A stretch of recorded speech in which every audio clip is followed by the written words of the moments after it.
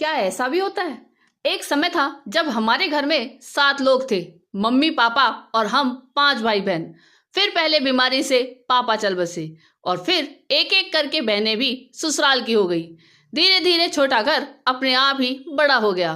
3 बहनों की शादी हो गई और फिर घर में मैं, मम्मी और भाई रह गए।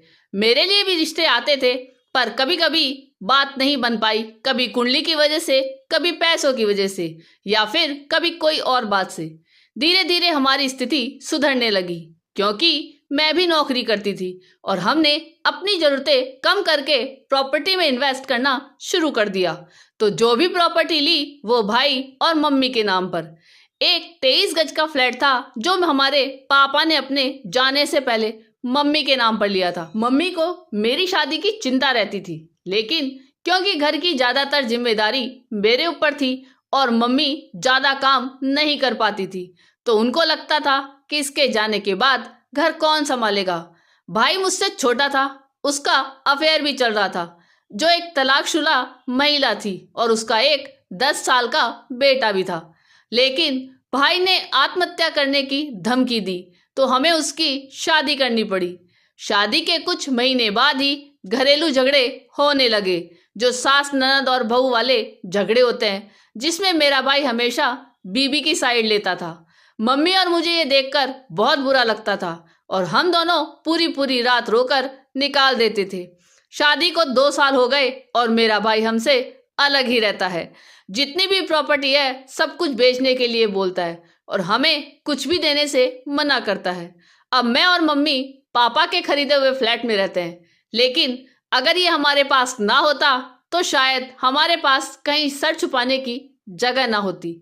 मेरी मम्मी को डायबिटीज, बीपी की प्रॉब्लम है और रोज इन्हें इंसुलिन का इंजेक्शन भी लगता है, लेकिन मेरा भाई या फिर किसी बहन ने कभी हमसे संपर्क नहीं किया और ना ही कभी ये पूछने की कोशिश की कि हमने खाना खाया या नहीं, मम्मी ने दवाई ली या नहीं। इसका कारण यह भी है कि मम्मी ने पापा वाली प्रॉपर्टी की वसीयत कर दी जो मेरे नाम पर है, तो उन सबको लगता है कि मम्मी ने अगर घर इसको दिया है तो सब जिम्मेदारी भी यही उठाएगी। लेकिन मैं ये पूछना चाहती हूँ, क्या माँ ने सिर्फ मुझे ही पैदा किया था या मेरी ही जरूरतें पूरी की? पढ़ाई लिखाई क्या वो सिर्फ मम्मी का फर्ज था? उन सब के लिए उनका कोई फर्ज नहीं है क्या? सिर्फ घर, प्रॉपर्टी, जायदाद, यह सब मिलेगा तभी हम माँ बाप की सेवा करेंगे।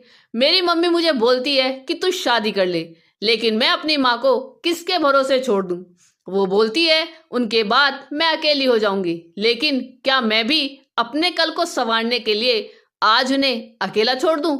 जिस माँ ने हमारी जिंदगी संवारने के लिए अपनी पूरी उम्र लगा दी, उनके लिए एक नहीं 7 जन्म कुर्बान है। बस इसीलिए माँ मेरे हिस्से में आई और मुझे इस बात की खुशी है। आपको ये कहानी कैसी लगी ये कमेंट करके जरूर बताइएगा। चैनल पे नए हो तो सब्सक्राइब जरूर कीजिएगा और वीडियो को लाइक और शेयर कीजिएगा। धन्यवाद।